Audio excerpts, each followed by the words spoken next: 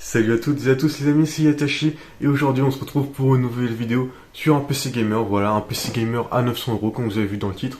Ça fait assez longtemps que j'ai pas fait de vidéo sur les PC gamers et aujourd'hui ça reprend. Euh, donc dans cette vidéo qu'est-ce qu'on va voir? On va tout simplement voir les composants qui ont été choisis pour cette configuration à 900 €. D'ailleurs n'hésitez pas à voir sur la chaîne, il y a déjà des vidéos sur ce PC gamer avec les composants en détail. Ensuite, on va voir petit montage en accéléré, voilà, j'aime bien vous faire ça, je trouve que c'est plutôt sympa. Ensuite, benchmark et puis les tests en jeu. Et puis enfin, une petite conclusion pour finir la vidéo.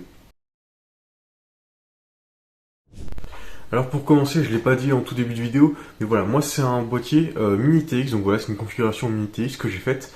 Donc c'est pas forcément le plus optimal pour le prix. Dans tous les cas, je vous mettrai une version aussi, donc voilà, en boîtier ATX tout simplement.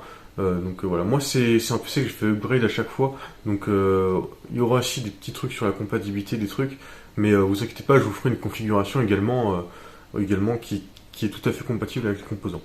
Pour commencer, on va tout d'abord prendre le processeur. Donc pour le processeur, voilà, j'ai acheté sur Amazon Allemagne. Donc voilà, au prix de 105 €, c'est le Ryzen 5 5500. Donc voilà, moi c'est un processeur que je trouve vraiment pas cher pour ce que c'est. Surtout que voilà, on le met souvent en comparaison avec les 5600. Pour moi, il a rien envié du tout au 5600. C'est un processeur très performant. Donc il n'y a pas de souci. Je ferai une vidéo là-dessus. Donc n'hésitez pas à aller la regarder.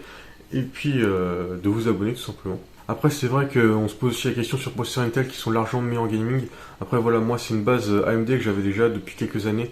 Donc, voilà, au niveau de la carte mère, il valait mieux que je continue sur du AMD. Donc, justement, parlons de la carte mère. Voilà, moi, j'ai une B450i Aorus. Voilà, c'est une carte mère mini TX qui était plutôt haut de gamme. Voilà, que j'ai payé au prix de 100 €. Donc, c'est pas extrêmement cher pour une carte mère mini TX. Donc, c'est une B450, c'est pas forcément compatible.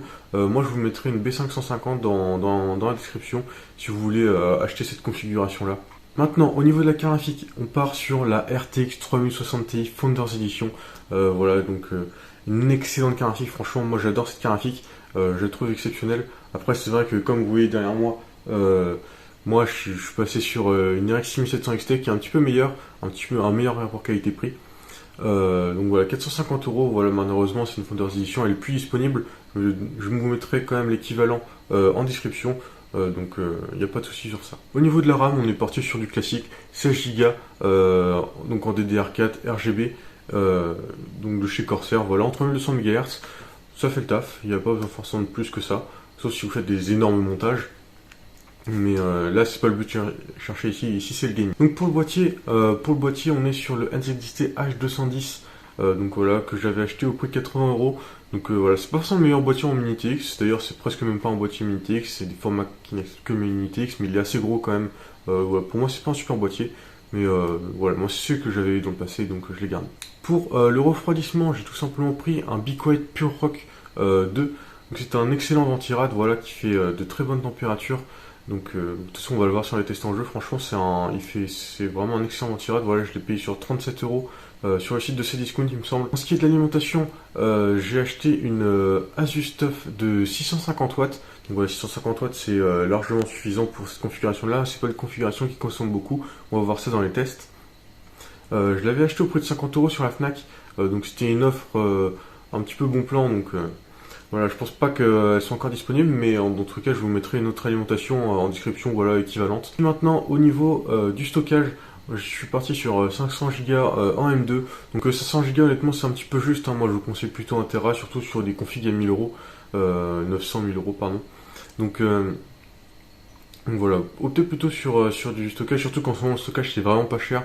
Moi je vous mettrai une version 500 Go, une version 1 Tera dans la description. Mais n'hésitez pas à passer sur 1 Tera, franchement ça vaut le coup parce que les jeux sont de plus en plus lourds en ce moment. Alors pour cette configuration, on est tout simplement sur un prix d'à peu près 930-950 €. Après voilà, il y a toujours des variations de prix, surtout sur les configs à ce prix-là, voilà, les écarts peuvent varier. Donc forcément, je vous conseille de toujours regarder les bons plans que je fais sur ma chaîne. Voilà, donc n'hésitez pas à vous abonner, comme ça vous pourrez prendre votre petit PC au fur et à mesure, avoir les meilleurs bons plans et peut-être que par exemple là je vous présente un PC à 900 € mais vous l'aurez à 800. Eh bien écoutez, on va tout de suite passer à la partie montage du PC, c'est parti.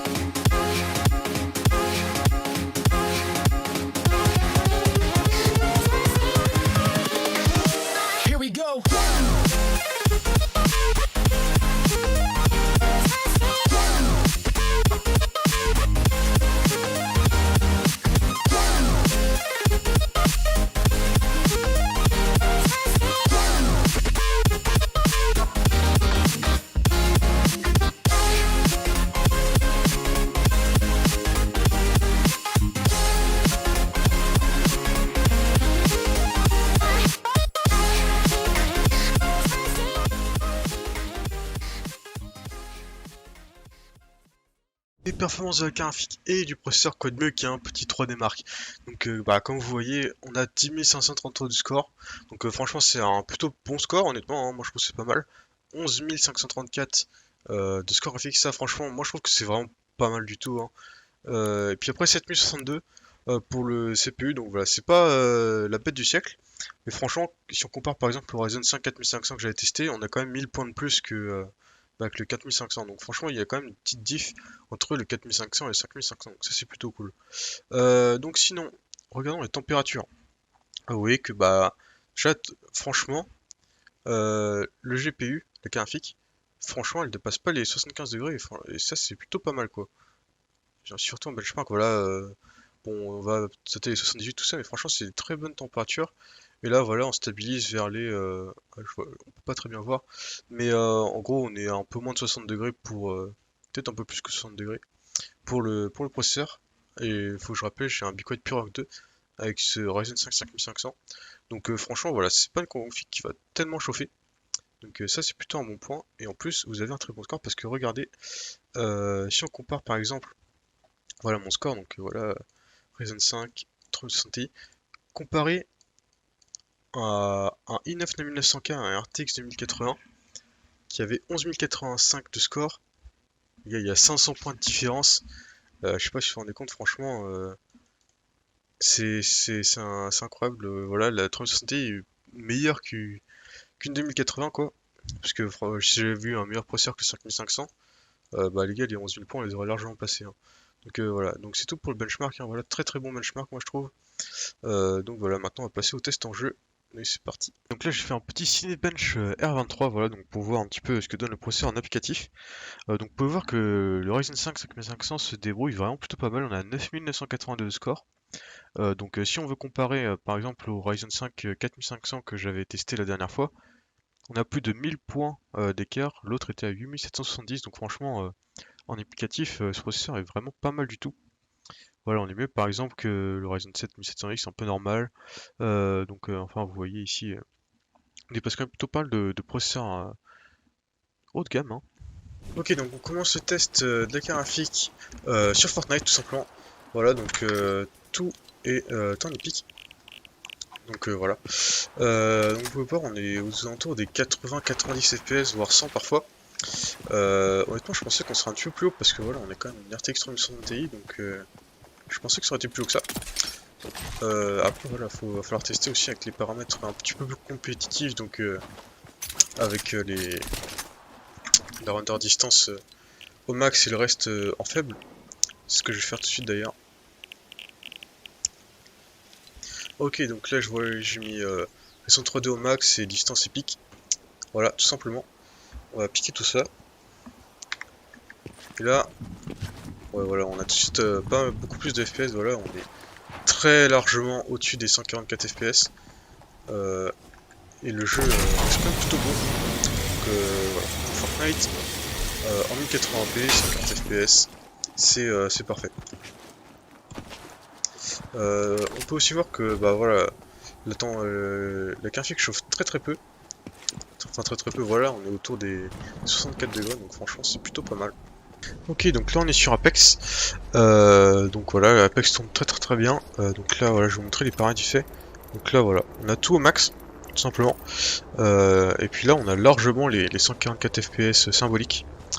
Donc franchement c'est pas mal du tout. Donc voilà, on va passer au jeu suivant, hein, tout simplement, puisque tout fonctionne bien sur Apex. Donc là, petit test sur GTA 5, voilà, tout simplement. Donc là, voilà, j'ai mis les réglages au maximum, je crois. Donc voilà, on est très très très bien aussi, donc voilà, autour des 160 FPS, 180 FPS. Donc voilà, franchement, c'est franchement nickel. Encore une fois, la 3060 Ti qui fait le taf, hein, vraiment. Donc voilà. Donc là, on est sur Warzone, donc comme vous voyez, on a un peu de 100 FPS, franchement, c'est plutôt pas mal.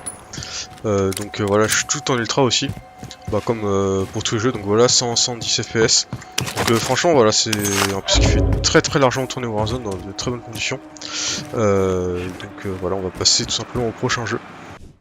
Les amis, dernier jeu qu'on va tester avec cette carte graphique et ce PC en général.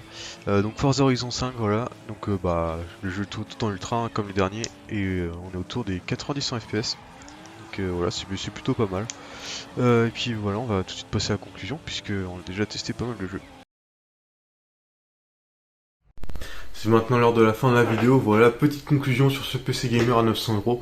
Voilà, moi pour le coup, c'est un PC gamer que je trouve super. Donc voilà, c'est un processeur qui fait tout tourner, tout en ultra. Donc forcément c'est super. Et puis en plus de ça, voilà, on a une carte graphique Nvidia. Donc si vous voulez faire du stream, c'est super aussi parce que voilà, vous pouvez encoder directement sur un carte graphique. Ça permet de jongler un petit peu avec le processeur qui n'est pas non plus le plus performant au niveau du multitâche. Donc ça c'est plutôt un point positif avec les cartes Nvidia. Voilà, donc sinon niveau jeu très bien, en plus vous avez le RTX si vous voulez, 1440p, 1080p. Voilà, j'ai pas fait de test en 1440p, mais franchement il n'y a aucun souci là-dessus.